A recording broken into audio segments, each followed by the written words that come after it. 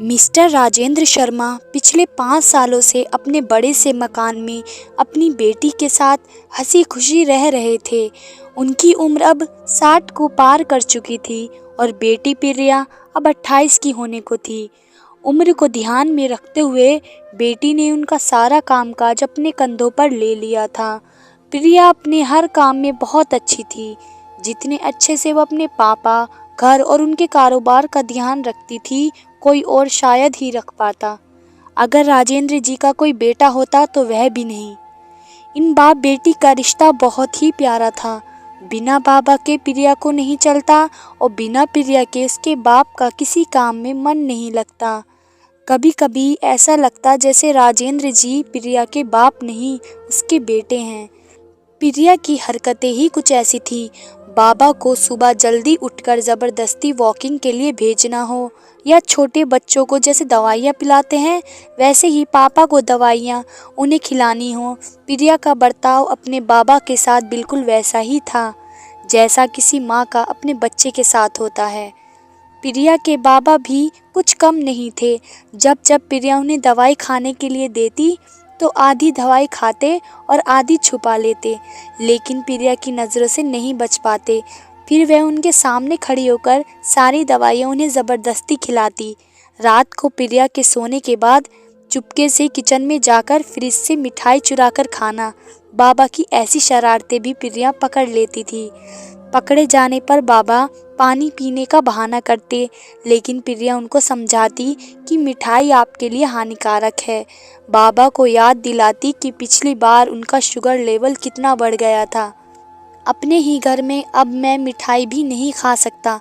बड़बड़ाते हुए नाराज़ होने की एक्टिंग करते हुए बाबा किचन से चले जाते। फिर प्रिया उन्हें मनाने के लिए एक मिठाई का टुकड़ा पापा के पास ले जाकर देती और फिर वो दोनों उसे आधा आधा बांटकर खाते। दोनों के चेहरे पर बड़ी स्माइल आ जाती। बस ऐसे ही दोनों की ज़िंदगी हंसी खुशी कट रही थी। उनका घर बहुत बड़ा था, उसमें कई कमरे थे, इसलिए उन्होंने सोचा कि एक किराएदार रख लिया जाए। पैसों के लिए नहीं, लेकिन प्रिया के ऑफिस जाने के बाद अकेले रहे राजेंद्र जी को थोड़ा सा ही सही किसी का साथ मिल जाए, इसलिए जल्दी ही एक किराएदार फाइनल हो गया। उनका नाम अमर सिंह था। उम्र उनकी 50 से 51 की होगी। एग्रीमेंट पेपर बनाने के दौरान पहली बार वह राजेंद्र जी और प्रिया से मिले। उन्हें दोनों से मिलकर काफ़ी अच्छा लगा और अब अमर सिंह अपनी बीवी के साथ राजेंद्र जी के घर पर किराएदार के तौर पर रहने लगे। थोड़े दिन बीते थे, लेकिन अमर सिंह राजेंद्र जी से बहुत अच्छी तरह घुल मिल गए थे। वे दोनों सुबह सुबह अब साथ में ही वॉकिंग के लिए जाया करते थे। कभी वे अमर सिंह के साथ तो कभी अमर सिंह उनकी बीवी प्रिया और राजेंद्र जी के साथ डिनर किया करते। एक सुबह जॉगिंग के दौरान अमर सिंह ने कहा, आप और प्रिया अकेले ही रहते हैं, आपको तो काफ़ी कुछ मैनेज करना पड़ता होगा, आप कैसे सब इतना अच्छे से संभाल लेते हैं। अजी मैनेज क्या करना है, मेरी होशियार बेटी के लिए यह कुछ भी नहीं है। प्रिया सब इतने अच्छे से संभाल लेती है कि मुझे किसी बात की कोई चिंता ही नहीं है, राजेंद्र जी ने मुस्कुराते हुए कहा। हाँ वह ठीक है, लेकिन जब प्रिया ससुराल चली जाएगी तब आपके लिए ये सब मैनेज करना बहुत मुश्किल हो जाएगा। आपका कोई बेटा भी तो नहीं है और आप अकेले ही इतने बड़े घर में रहते हैं, अमर सिंह ने अपना विचार बताते हुए कहा। राजेंद्र जी के चेहरे के हाव भाव बदल गए। वे अमर सिंह से कुछ कहना चाहते थे, लेकिन कहा नहीं और बात बदलने के लिए उनसे पूछा, खैर वो सब जाने दीजिए, आपके कितने बच्चे हैं। अमर सिंह ने छाती चौड़ी करते हुए कहा, मेरे 2 बच्चे हैं और दोनों ही लड़के हैं और दोनों ही अमेरिका रहते हैं। राजेंद्र जी को लगा जैसे अमर सिंह उन्हें ताना मार रहे हों, लेकिन फिर भी उन्होंने कुछ नहीं कहा और वो जॉगिंग करके अपने घर लौट आए। कुछ दिन बीते। राजेंद्र जी ने अमर सिंह को अपने साथ खाने के लिए बुलाया, क्योंकि अमर सिंह की पत्नी किसी काम से बाहर गई थी और वे अकेले थे। अमर सिंह, राजेंद्र जी और प्रिया डाइनिंग टेबल पर बैठकर खाना खा रहे थे। पहला निवाला खाते हैं अमर सिंह ने खाने की तारीफ करते हुए कहा, प्रिया बेटा तुमने आज खाना बहुत अच्छा बनाया है। राजेंद्र जी ने गर्व महसूस करते हुए कहा, हाँ मेरी बेटी बहुत अच्छा खाना बनाती है। अमर सिंह जी बोल पड़े, यह तो बड़ी अच्छी बात है, उसके ससुराल वाले बड़े खुश रहेंगे। प्रिया उनसे कुछ कहना चाहती थी लेकिन राजेंद्र जी ने उसे रोक दिया और बात बदलने के लिए कहा।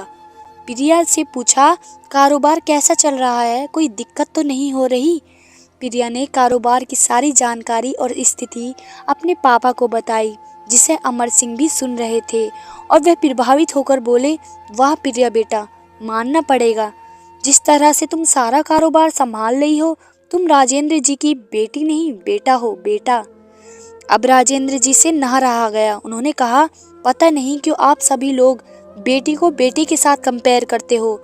ऐसा एक भी काम या एक भी फील्ड बताइए जिसमें बेटियों ने अपना नाम न बनाया हो। अरे आसमान में प्लेन उड़ाने से लेकर देश के सर्वोच्च पद पर बैठकर देश चलाने तक बेटियों ने हमेशा अपने आप को साबित किया है। लेकिन आप जैसे लोग अभी भी उनकी तुलना बेटों से ही करते रहोगे। होते होंगे बेटे सबके लिए ज़्यादा इम्पोर्टेंट, मेरे लिए मेरी बेटी ही सबसे बढ़कर है। और मैं ये फ़ख्र से कहता हूँ, जो मेरी इस बेटी ने मेरे लिए किया है, जितना प्यार मुझे दिया है, उतना दुनिया का कोई भी बेटा नहीं दे सकता।